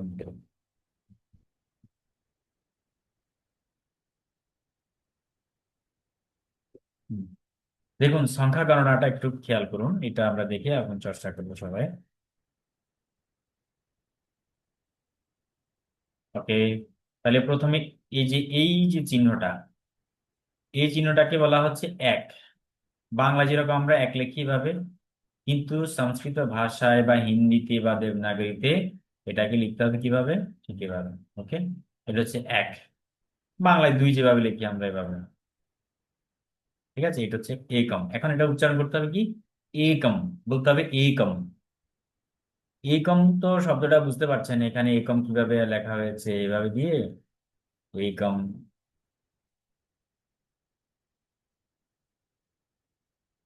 একম, ঠিক আছে, একম মানে হচ্ছে কি এক। উচ্চারণটা করতে হবে একম। আমি একবার পড়ে শোনাচ্ছি, এরপর আপনারা নিজেরাই আস্তে আস্তে বলবেন। তারপরে যে দুইটাকে কিভাবে লেখা হয়, এটা বাংলা দুইয়ের মতো। হ্যাঁ, তো আর উপরটা হচ্ছে বাংলা ধরন হয়ের মতো আর কি, কাছাকাছি বললাম। তাহলে বলতে হবে কি, দ্বে। দ্বে বলতে দৈব একার, দ্বে হয়ে যাবে দ্বে। একম, দ্বে। আচ্ছা, তিনকে লেখা হচ্ছে এরকম ভাবে, ত্রিণী বলতে হবে, ত্রিণী। ত্রিণী, হ্যাঁ, এটা ত্রিণী বলতে হবে, ত্রিণী। আচ্ছা, আর চারটাকে কিভাবে লিখবো, চার হচ্ছে এইভাবে লিখবো, উচ্চারণ করতে হবে চত্বারি। চত্বারি মানে চ, তৈব আকার, রসিকার, চত্বারি। ঠিক আছে, তাহলে একম, দ্বে, ত্রিণী, চত্বারি। আর পঞ্চম, যেটা ইংরেজি ফোর এর মতো দেখতে, এটাকে বলা হয় পঞ্চ, মানে পাঁচ। অর্থাৎ প ইয় চ। প ইয় চ কে সংযুক্ত করে যুক্তাক্ষর হয়ে গেল, উচ্চারণ করতে হবে পাঞ্চ। ঠিক আছে, পাঞ্চ। আচ্ছা, এভাবেই আমরা আরো প্র্যাকটিস করি, দেখাচ্ছি সবকিছুই। পঞ্চের পরে আমরা ষট, দেখুন বাকিগুলো একটু দেখে নিন। যে ষট, তাহলে এটা এভাবে লিখতে হবে ষট। ষট বলতে ছয়, আর তিনের মতো হচ্ছে সপ্ত, উচ্চারণ করতে হবে সপ্ত। সপ্ত। অষ্ট, ঠিক আছে, অষ্টটা কি হবে, জাস্ট এভাবে দিয়ে এটা অষ্ট। আর তিনের মতো এটা হচ্ছে সম্পূর্ণ সপ্ত, মানে সাতকে বোঝায়, সাত এভাবে লিখতে হয়। ওকে, তারপরে নব এবং দশ। নব এবং দশ এটা তো সবাই জানেন, নবদশ, একাদশ। বাকিগুলো সহজ, কিন্তু প্রথম এই নয়টা একটু মুখস্থ রাখতে হবে। বাকিগুলো একাদশ, দ্বাদশ, ত্রয়োদশ, চতুর্দশ। প্রথম সংখ্যাগুলো লিখে লিখে প্র্যাকটিস করে বাকিগুলো জোড়া দিয়ে লিখলে হয়ে যাবে। ঠিক আছে, তো আমরা একে একে এখন শুনবো সবার কাছ থেকে। হুম, আপনারা একটু রেডি হন, আমাকে উচ্চারণ করে করে প্রথমে একটা একটা করে দেখাবেন। প্রথমে কে বলবেন?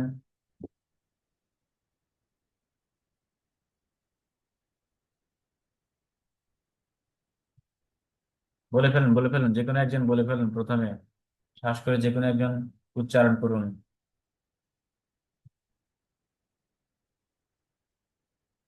কি হলো?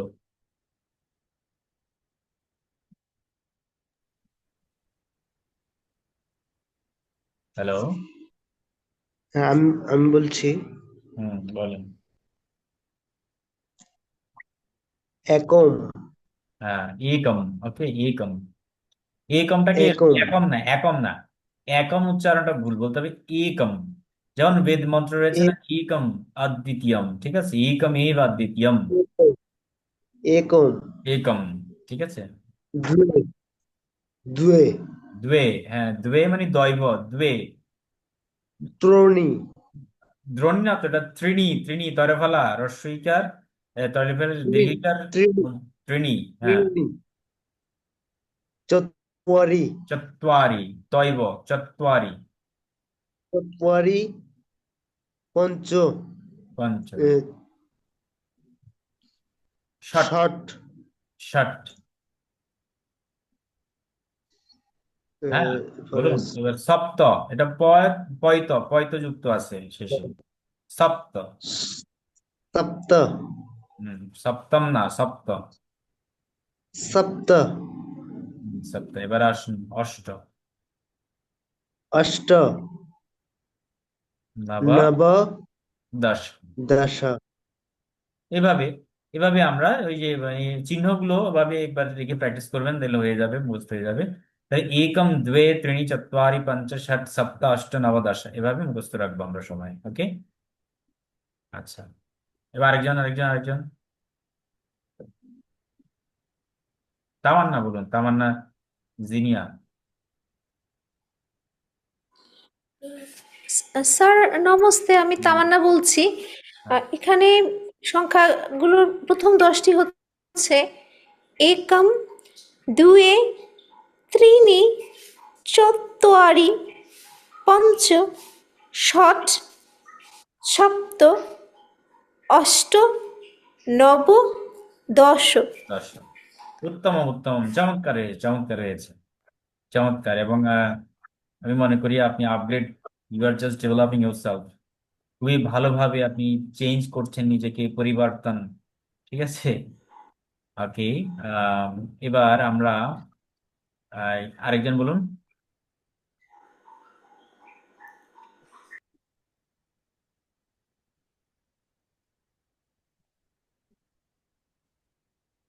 আরেকজনকে বলবেন। মিথিলা বলো। एकम द्वे त्रीणि च- चत्वारि চত্বারি। पञ्च पञ्च षट् सप्त अष्ट नव दश। 10। উত্তম, অতি উত্তম। ঠিক আছে। আচ্ছা, এরপরে আমরা এই যে বাকিগুলো আমরা একটু পড়ে যাই। আমি দেখাচ্ছি। একাদশ, একাদশ, ঠিক আছে, একাদশ। একাদশ মানে 1+10 সমান সমান একাদশ। এটা সন্ধির নিয়ম, সন্ধির নিয়ম আমরা পড়বো যে অকার প্লাস অকার মিলে আকার হয়ে যায়। এক যোগ 10 সমান সমান একাদশ। এই যে কয়ের মধ্যে আকার চলে আসছে, কেমন, এটা হচ্ছে সন্ধির নিয়ম হয়েছে। বিশেষ করে আমরা সারাসন্ধির সাথে সারাসন্ধির যে নিয়ম আপনারা পড়েছেন, এই নিয়মটা হচ্ছে এটাই। অ অ অ এবং অ মিলে আকার হয়ে যায় একাদশ। ঠিক আছে। আচ্ছা, যাই হোক। তো এভাবে আমরা দ্বাদশ, পরেরটা বলবো আমরা। দ্বাদশ, ত্রয়োদশ, চতুর্দশ, পঞ্চদশ, ষোড়শ, অর্থাৎ মূর্ধন্য ওকার, ধ তালব্যস্য, ষোড়শ। তারপরে সপ্তদশ। ঠিক আছে, আমরা সপ্তদশ, অষ্টাদশ, নবদশ, বিংশতি। ঠিক আছে, বিংশতি আমরা এভাবে 20 পর্যন্ত আমরা পড়ে গেলাম। ঠিক আছে, এবারে গিয়ে একদম পড়ে দেখান।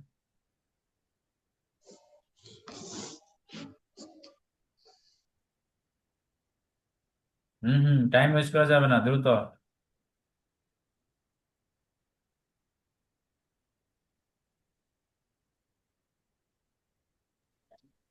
দা ভাই, বলো। দা ভাই আরেকবার উচ্চারণ করে দিলে একটু ভালো হতো। একাদশ, একাদশ, একাদশ। ঠিক আছে, একাদশ। দ্বাদশ, দ্বাদশ, আমরা বলবো দ্বাদশ, দ্বাদশ, একাদশ, দ্বাদশ, ত্রয়োদশ, ত্রয়োদশ, ত্রয়োদশ, চতুর্দশ, চতুর, এখানে যেহেতু রেফ আছে উচ্চারণটা ভাইব্রেট হবে। চতুর্দশ, পঞ্চদশ, পঞ্চদশ, ষোড়শ, সপ্তদশ, সপ্ত মানে 7, ওই 7+10, সপ্তদশ, সপ্তদশ। ঠিক আছে, এরকম আমরা অষ্টাদশ, অষ্টাদশ হয়ে গেল। তারপরে নবদশ। ওকে। বিংশতি, বিংশতি মানে 20, বিংশতি। এবার পাঠ করে শুনুন।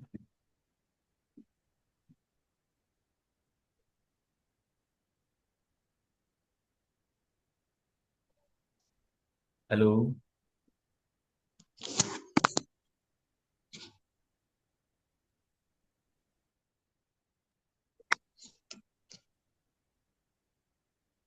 আমি চেষ্টা করব। হ্যাঁ হ্যাঁ হ্যাঁ, প্রশান্ত, চেষ্টা করুন।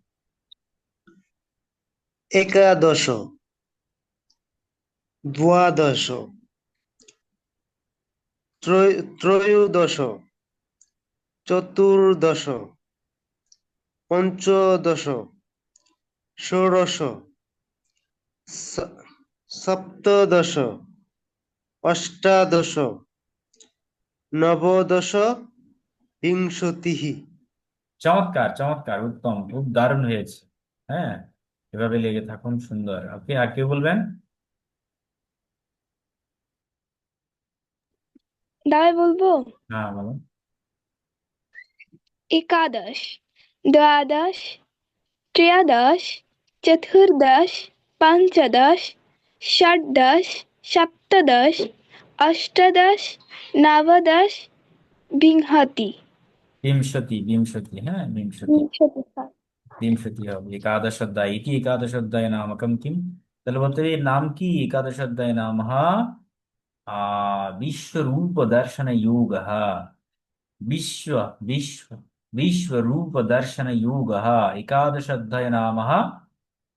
এভাবে আমরা পাঠ করব। যখনই আমরা দেখবেন যেগুলো আসবে আপনার ভেতর থেকে, প্রকৃতি উচ্চারণটা বেশি উঠবে। হ্যাঁ, দ্বাদশ নাম কি? তাহলে এরকম দ্বাদশ নাম ভক্তি যোগ। ভক্তি যোগ, ঠিক আছে?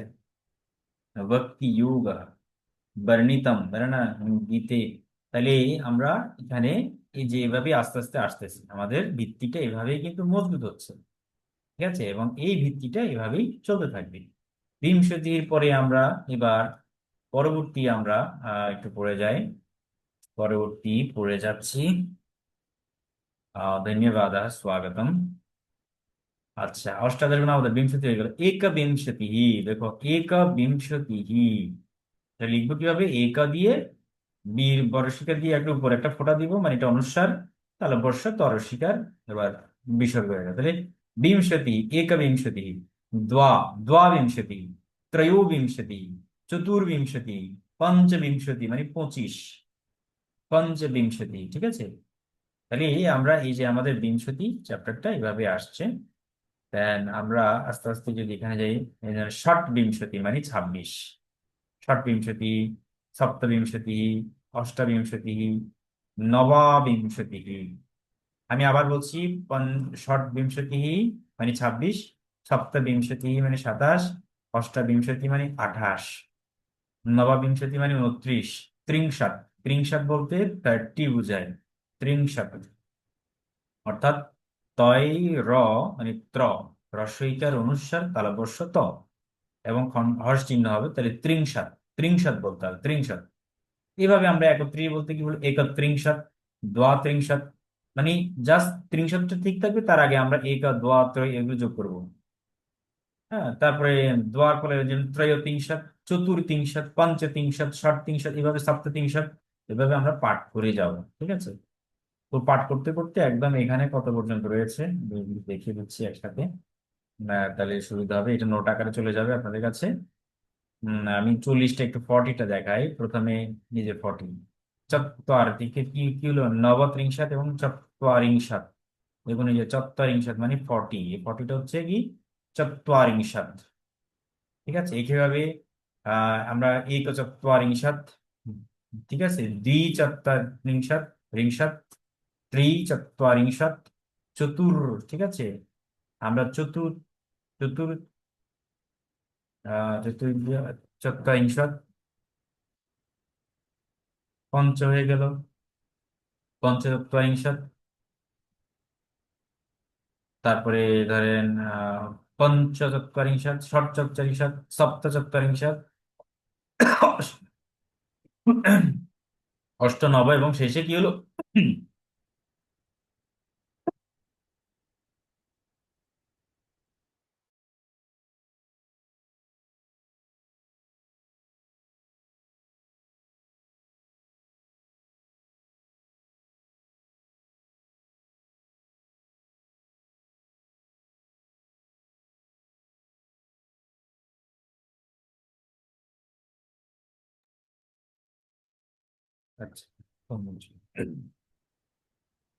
আচ্ছা, হ্যাঁ।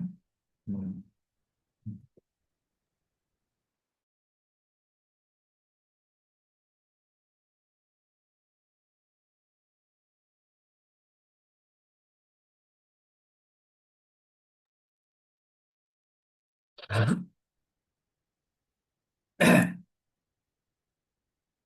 তো আমরা এভাবে আমাদের সংখ্যাগুলো আমরা এভাবেই আমরা চর্চা করব সবাই। আমি দিয়ে দেবো, আপনার প্রয়োজনে আমার গ্রুপে অডিও করে করে পাঠাবেন।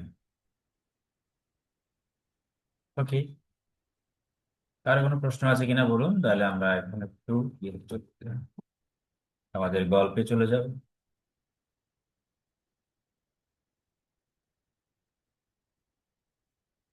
পারেন? কারো কোনো প্রশ্ন আছে কি?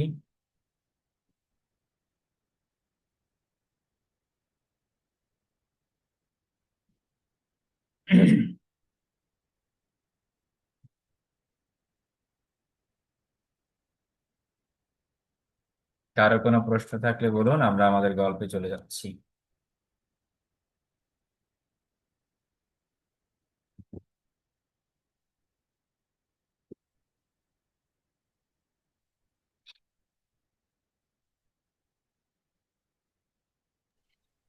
না দা ভাই, কোনো প্রশ্ন নেই। আচ্ছা আচ্ছা আচ্ছা আচ্ছা, ঠিক আছে। তো আমরা এখন একটু গল্পটা একটু দেখবো। আমাদের আজকের গল্প খুবই সহজ, হয়তোবা প্রাথমিকভাবে একটু জটিল মনে হতে পারে, কিন্তু সহজ। যেমন কাক ও শৃগাল কথা, এটা আমরা বুঝতে পারছি যে কাক এবং এখানে শিয়ালের কথা বলবে। শৃগাল মানে হচ্ছে শিয়াল, কাক এবং শিয়ালের কথা। প্রথমে আমি একটু যাই।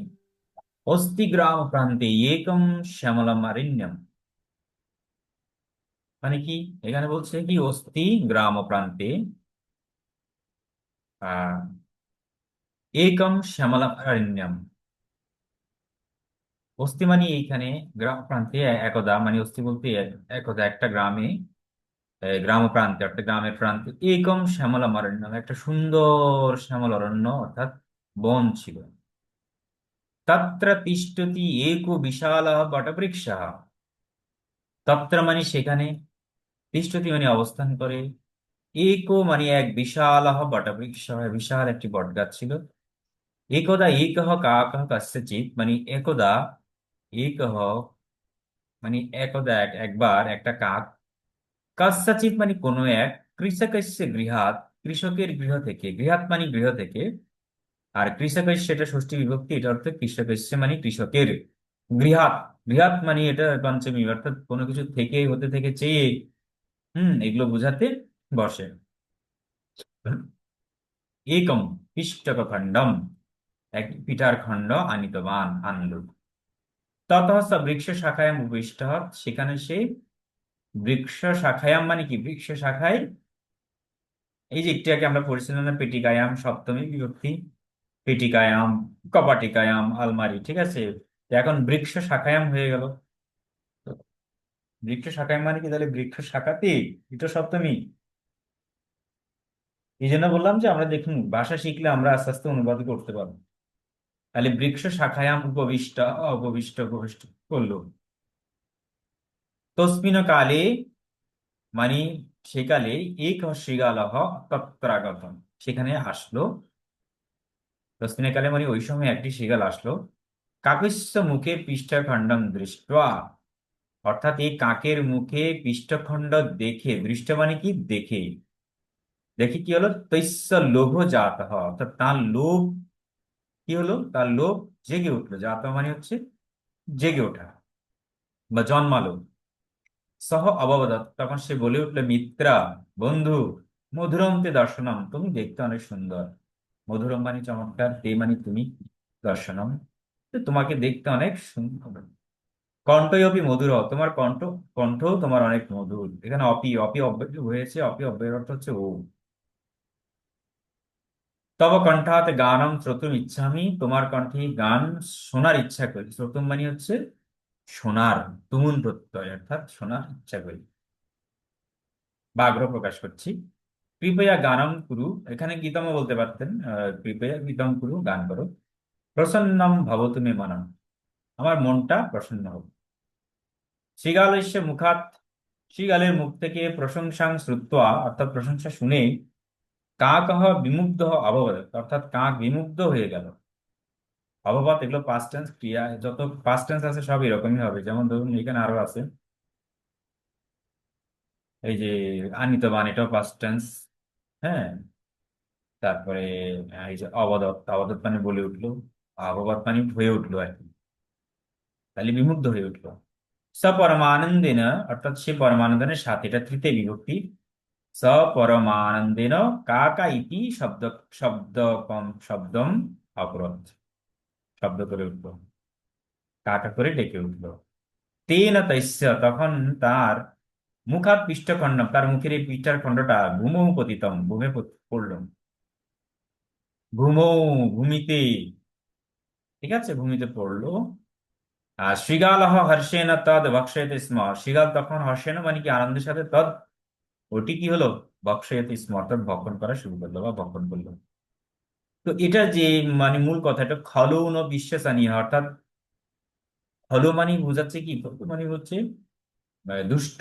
দুষ্ট ব্যক্তিকে কখনো বিশ্বাস করো না। ঠিক আছে, এবার আপনারা একজন পড়ুন, দেখি পড়ে আমাদেরকে এবার শোনান। এই গল্পটা সুন্দর করে পাঠ করে শোনান সংস্কৃত ভাষায়, ঠিক আছে? রেডি?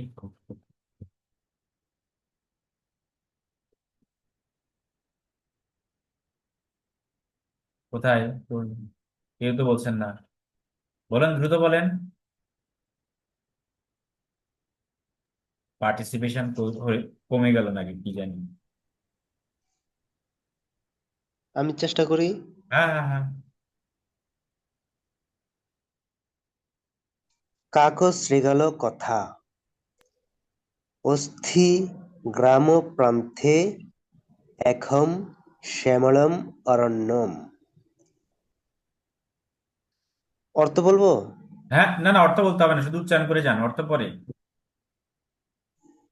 তত্র তিষ্ঠতি একো বিশালः বটবৃক্ষः। একদা একः কাকः কস্যচিत् কৃষকस्य গৃহাत् একं पिष्टकखण्डम् आनीतवान्।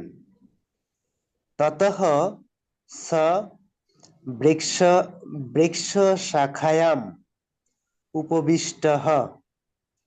तस्मिन् काले एकः शृगालः तत्रागतः।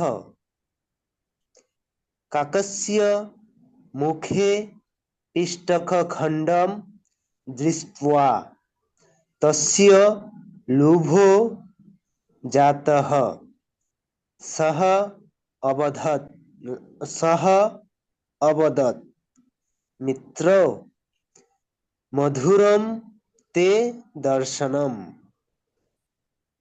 कण्ठोऽपि मधुरः। तव कण्ठात् गानं श्रोतुम् इच्छामि। कृपया गानं कुरु। प्रसन्नं भवतु मे मनः। शृगालस्य मुखात् प्रशंसात् श्रुत्वा काकः विमुग्धः अभवत्। स परमानन्देन का का इति शब्दमकरोत्। तेन तेन तस्य मुखात् पिष्टकखण्डं भूमौ पतितम्। शृगालः हर्षेण तद् भक्षयति स्म। खलु न विश्वसनीयः। ইয়াহা, ধন্যবাদ, ধন্যবাদ, ধন্যবাদ। তো খুব সুন্দর করে বলেছেন আপনি, এবং উচ্চারণগুলো অনেকটাই ঠিক আছে, অনেক ডেভেলপ হয়েছে আস্তে আস্তে। আরো তবে একটু স্পিড বাড়াতে হবে। অস্তি গ্রাম প্রান্তে একম শ্যামলাম অরণ্যম অত্র তিষ্ঠতি এক বিশাল বটবৃক্ষः। একদা একः কাকः কস্যচিत् पिशकस्य गृहात् एकं पिष्टखण्डम् आनीतवान्। ततः स वृक्षशाखायाम् उपविष्टः। तस्मिन् काले एकः शृगालः तत्र गतः। काकस्य मुखे पिष्टखण्डं दृष्ट्वा तस्य लोभो जातः। स अवदत् मित्र मधुरं ते दर्शनं, कण्ठोऽपि मधुरः। तव कण्ठात् गानं श्रोतुमिच्छामि। कृपया गानं कुरु, प्रसन्नं भवतु मे मनः। शृगालस्य मुखात् प्रशंसां श्रुत्वा काकः विमुग्धः अवदत्। स परमानन्देन काक इति शब्दमकरोत्। तेन तस्य मुखात् पिष्टखण्डं भूमौ पतितं। शृगालः हर्षेण तद् भक्षयति स्म। খলু ন বিশ্বাসনীয়। এই যে এভাবে স্পিড আসতে হবে, যতক্ষণ এই স্পিড না আসছে ততক্ষণ আপনি আহ চালিয়ে যেতে হবে প্র্যাকটিস, ঠিক আছে? ততক্ষণ প্র্যাকটিস চালিয়ে যেতে হবে। এবং এই গল্পগুলো তো খুব সুন্দর এবং চমৎকার, বোঝা যায়। সহজ সহজ গল্প দিচ্ছি, কঠিন কঠিন গল্পে আসতেছে সামনে, ঠিক আছে? আচ্ছা, এখানে তেন মানে হচ্ছে তখন, আর কি তেন মানে তখন, তৈশ্য মানে তার, এগুলো আমরা পড়েছি। আমরা বললাম না এতদিন শব্দ করে করে একটু একটু একটু করে পড়ে যাচ্ছি না, সবগুলোর ব্যবহার কিন্তু আসতেছে, যেমন আজকে আমরা সপ্তমী বিভক্তি পড়লাম, বলেন তো কোথায় সপ্তমী বিভক্তিরও কিছু প্রয়োগ রয়েছে এখানে। যেমন এই যে একটু আগে যেটা বললাম, কোথায় এখানে ছিল, বৃক্ষ শাখায় আম, এই যে এখানে বৃক্ষ শাখায় আম সপ্তমী বিভক্তি হয়ে গেল। ঠিক আছে, অনেকগুলো সপ্তমী বিভক্তি রয়েছে এখানে। ওকে, আচ্ছা। তো আমরা ক্রিয়াপদ তো আসতেছি সামনে আরো অনেকভাবে। এই হচ্ছে আমাদের আজকের গল্প। তো আপনাদের উপচ্ছান বলতে পারেন, উপাখ্যান। এবার আপনাদেরকে মোটামুটি সুমনকান্তি ঘোষ মহোদয়, অভিনন্দন, স্বাগতম। আচ্ছা, আমাদের এই প্রসঙ্গে আরেকটি জিনিস বলি। এটা হচ্ছে আগামী আমাদের আহ শুক্রবার শুক্রবার সারাহা, তাহলে আমাদের যেটা অনুষ্ঠিত হবে, আমাদের যে ক্লাসটি হবে শ্রীমদ্ ভাগবত গীতা পাঠকৌশল, এইটা এটা নিয়ে উনি আমাদেরকে পরিচালনা করবেন। তো ওনার বিষয়টা হচ্ছে ভগবত গীতা নিয়ে যে মনীষীদের মতামত, দৈনন্দিন সমস্যা সমাধানে গীতার গুরুত্বপূর্ণ কি কি শ্লোক সমূহ, যে কোনো অনুষ্ঠানের প্রারম্ভে গীতা পাঠের নিয়ম, সংস্কৃতের কিছু শুদ্ধ উচ্চারণ প্রসঙ্গে উনি আমাদেরকে নেবেন। উনি আমাদেরকে ইয়োগার উপরেও আমাদেরকে একটা সেশন নেবেন, সমস্যা নেই, আমরা একটু ভেরিয়েশন রাখার চেষ্টা করি। তো মাঝখানে একটু আহ সংখ্যায় অনেক কমে গেছে মনে হচ্ছে আমাদের, একটু মজাদার ভাবে উপস্থাপন করার চেষ্টা করব সবকিছু মিলেই। তো এই পোস্টারটা আপনারা দেখুন, এটা আমরা অলরেডি গ্রুপে দিয়েছি। আপনারা প্রয়োজনে আপনাদের কোনো গেস্ট যদি থাকে সবাইকে ইনভাইট করবেন, এটা পাঠাবেন, এবং আমরা লিঙ্ক দিলে সেই লিঙ্কটাও শেয়ার করতে পারবেন। এটা আগামী যে পরশু আর কি, শুক্রবারে অনুষ্ঠিত হবে রাত 9টায় বাংলাদেশ সময়, জুম মাধ্যমে। এর আগে লিঙ্কটা দিয়ে দেবো, আপনারা সবাই এটা পাঠাবেন, যার যার যেটা ইয়ে লাগে। ঠিক আছে, তা আমরা সেই অনুষ্ঠানটা সবাই মনোযোগ সহকারে আনন্দের সাথে আমরা উপভোগ করব, সেই কামনা রাখি। এবার কারো কোনো প্রশ্ন থাকলে বলতে পারেন এই অনুষ্ঠান, এই মানে আমাদের এই সেশন সংক্রান্ত বিষয়ে বা আজকের ক্লাসের বিষয়ে। ঠিক আছে, বা আমাদের পরবর্তী পদক্ষেপ স্টেপ কি হতে পারে, আপনাদের কি কি চাহিদা আছে, কি কি ক্ষুধা আছে আপনাদের, সেটি না বললে তো বুঝতে পারবো না। শুধু সবাই আমরা চুপচাপ শুনে গেলে হবে না, ঠিক আছে? এটা একপক্ষী হয়ে যায়। হ্যাঁ, ইন্টারেক্টিভ ক্লাস তখনই হয় যখন পার্টিসিপেশন থাকবে। সবাই এবার বলুন, মতামত দিন। আমরা এখন ওপেন ডিসকাশন ক্লাস করব, মানে ক্লাস না, ঠিক ওপেন ডিসকাশন করব সবাই। আমি চ্যাট বক্সও পাঠিয়েছি এই ছবিটা, এবং আমাদের হোয়াটসঅ্যাপ গ্রুপও থাকবে, এটা অলরেডি পিন করা আছে, আপনারা সেখানে পাবেন। ঠিক আছে, বলুন।